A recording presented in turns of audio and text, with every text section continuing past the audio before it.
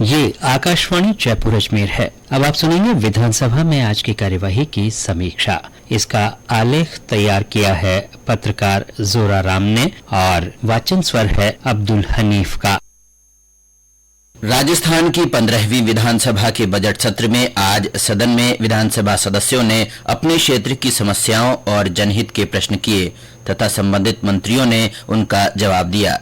वहीं आय व्ययक अनुमान वर्ष 2023-24 द्वितीय अवस्था अनुदान मांगों पर विचार के तहत राजस्व विभाग तथा सामाजिक और न्याय अधिकारिता विभाग की अनुदान मांगों पर चर्चा हुई।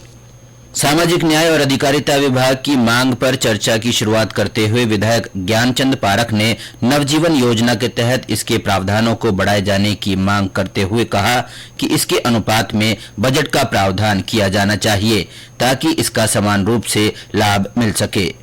उन्होंने कहा कि इसी के तहत गाड़ियां लोहारों के उत्थान की भी सरकार को सोचनी चाहिए। उन्होंने कहा कि पालनहार योजना के तहत लोगों को 6 महीने तक पैसे नहीं मिलते, इसमें प्रतिमाह राशि मिलनी चाहिए। स्थगन प्रस्ताव के तहत ही विधायक गोपीचंद मीणा ने अपने क्षेत्र और जनहित की समस्याओं तथा मुद्दे को सदन में उठाया। इसके बाद विधायक संदीप शर्मा, दीप्ति किरण माहेश्वरी, फूलचंद मीणा, अमृतलाल मीणा, मदन दिलावर, चंद्रभान सिंह आकिया, नारायण सिंह देवल, धर्म नारायण जोशी, निर्मल कुमावत सहित कई विधायकों ने अपने क्षेत्र और जनहित के मुद्दे को सदन में उठाया। शून्यकाल में ही विधायक अनीता बघेल द्वारा अजमेर दक्षिण के दोराई ग्राम में रीको को आवंटित भूमि पर बसी कॉलोनियों का नियमन करने संबंध में लाए गए ध्यानाकर्षण प्रस्ताव पर उद्योग मंत्री शकुंतला रावत ने कहा कि राज्य सरकार अजमेर दक्षिण विधानसभा क्षेत्र के ग्राम दोराई में रीको की जमीन पर बनी आवासीय कॉलोनियों का सर्वे करवाकर संबंधित निकाय से पट्टे दिलाने की मंशा रखती है। श्रीमती रावत ने बताया कि क्षेत्र में 5 हेक्टेयर से अधिक भूमि पर अवैध रूप से किए गए आवासीय अतिक्रमण को नियमित किए जाने का वर्तमान RIICO disposal of land rules में कोई प्रावधान नहीं है। उन्होंने बताया कि राज्य सरकार की मंशा है कि किसी भी घर को ध्वस्त नहीं किया जाए। इसी भावना को ध्यान में रखते हुए मकानों का सर्वे करवाकर कॉलोनी को संबंधित निकाय या पंचायत को हस्तांतरित किया जाएगा, जिससे निवासियों को पट्टे मिल सकें। सहकारिता मंत्री उदयलाल आंजना ने सदन में बताया कि विधानसभा क्षेत्र सुमेरपुर के राजस्व ग्राम सुमेरपुर और तखतगढ़ राज पोर्टल और पीएम किसान पोर्टल पर दर्शित हैं।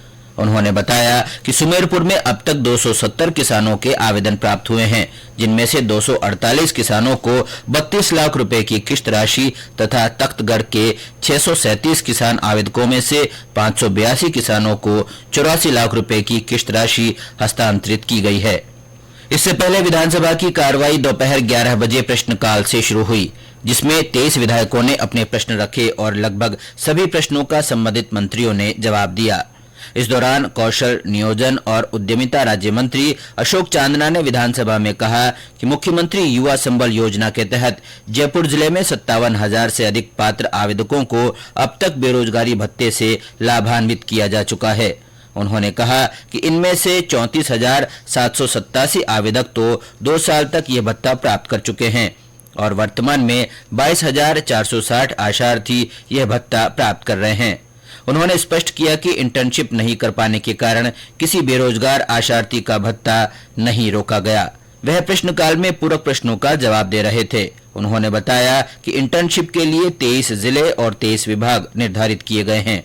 इसी तरह परिवहन राज्य मंत्री ब्रजेंद्र सिंह ओला ने प्रश्नकाल में स्पष्ट किया कि उपखंड मुख्यालय थानागाजी में बस स्टैंड के निर्माण का कोई प्रस्ताव विचाराधीन नहीं है। उन्होंने प्रश्नकाल के दौरान सदस्य द्वारा इस संबंध में पूछे गए पूरक प्रश्नों के जवाब में कहा कि वर्तमान में थानागाजी में राजस्थान राज्य पथ परिवहन निगम की बसें उपखंड मजिस्ट्रेट कार्यालय थानागाजी के सामने सड़क किनारे से संचालित की जा रही है।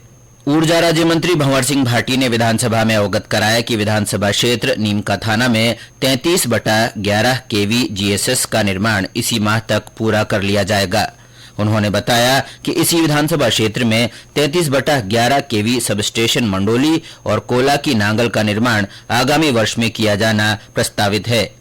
उन्होंने प्रश्नकाल में विधायक सुरेश मोदी के मूल प्रश्न के लिखित जवाब में अवगत कराया कि विधानसभा क्षेत्र नीमका थाना में नए 33/11 केवी सबस्टेशन के 3 प्रस्ताव डाबर, मंडोली और कोला की नांगल के प्राप्त हुए थे। इसी प्रकार संसदीय कार्य मंत्री शांति कुमार धारीवाल ने प्रश्नकाल में कहा कि विधानसभा क्षेत्र मांडलगढ़ में जुलूस अथवा मार्च निकालने के सभी आवेदनों को स्वीकृति दी गई है।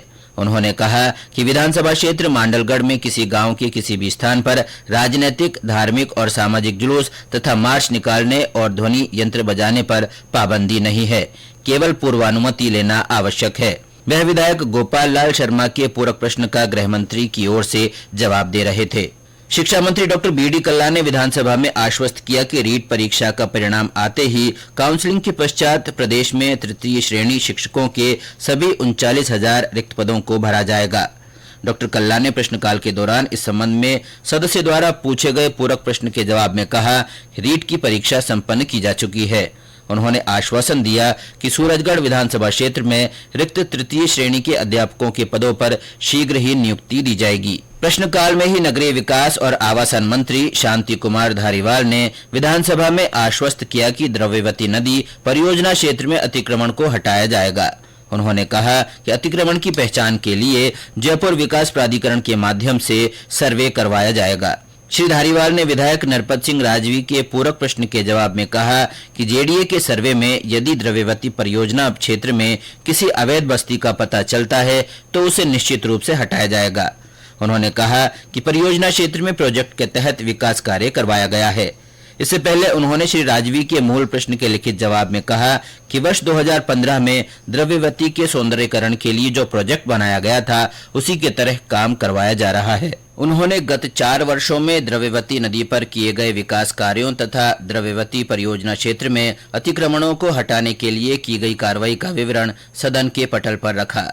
इसी तरह वन मंत्री हेमाराम चौधरी ने विधानसभा में आश्वस्त किया कि उदयपुर में पुरोहितों का तालाब और फूलों की घाटी का प्रबंधन कार्य देख रही वन सुरक्षा समिति अंबेरी के विरुद्ध अनियमितता की शिकायत की जांच करवाई जाएगी। उन्होंने कहा कि मुख्यालय के अधिकारी द्वारा समिति की जांच करवाकर नियमानुसार कार्रवाई की जाएगी। शिक्षा मंत्री डॉक्टर बी.डी. कल्ला ने विधानसभा में अवगत कराया कि राजस्थानी भाषा को संविधान की 8वीं अनुसूची में शामिल किए जाने के लिए राज्य सरकार लगातार प्रयासरत है। उन्होंने बताया कि वर्ष 2003 से समय समय पर तत्कालीन मुख्यमंत्री द्वारा अथवा मुख्य सचिव स्तर से इस संबंध में केंद्र सरकार को अर्धशासकीय पत्र भी लिखे गए हैं। उन्होंने अवगत कराया कि हाल में 16 फरवरी को मुख्यमंत्री अशोक गहलोत ने इस संबंध में केंद्र सरकार को एक बार फिर पत्र लिखा है। डॉक्टर कल्ला प्रश्नकाल के दौरान सदस्य द्वारा इस संबंध में पूछे गए पूरक प्रश्नों का जवाब दे रहे थे। उन्होंने बताया कि राजस्थानी भाषा को मान्यता देने तथा संविधान की 8वीं अनुसूची में शामिल करने के लिए राज्य विधानसभा के सभी सदस्यों ने 25 अगस्त 2003 को संकल्प पारित किया था। शिक्षा मंत्री ने बताया कि रीट परीक्षा 2022 में गुजराती, पंजाबी, हिंदी, सिंधी, उर्दू, संस्कृत और अंग्रेजी सहित 7 भाषाओं को सम्मिलित किया गया था। उन्होंने इस परीक्षा के लिए नोडल एजेंसी माध्यमिक शिक्षा बोर्ड राजस्थान अजमेर द्वारा जारी परीक्षा विज्ञप्ति की प्रति सदन के पटल पर रखी। संसदीय कार्य मंत्री शांति कुमार धारीवाल ने विधानसभा में कहा कि उदयपुर जिले की विधानसभा क्षेत्र गोगुंदा की मेरपुर उप तहसील को पंजीयन के अधिकार दे दिए गए हैं। श्री धारीवाल प्रश्नकाल के दौरान इस संबंध में सदस्य द्वारा पूछे गए पूरक प्रश्न का पंजीयन और मुद्रांक मंत्री की ओर से जवाब दे रहे थे। प्रश्नकाल में ही सहकारिता मंत्री उदयलाल आंजना ने विधानसभा में कहा कि केंद्र सरकार की ओर से न्यूनतम समर्थन मूल्य पर बाजरा खरीदने के संबंध में कोई प्रावधान नहीं है।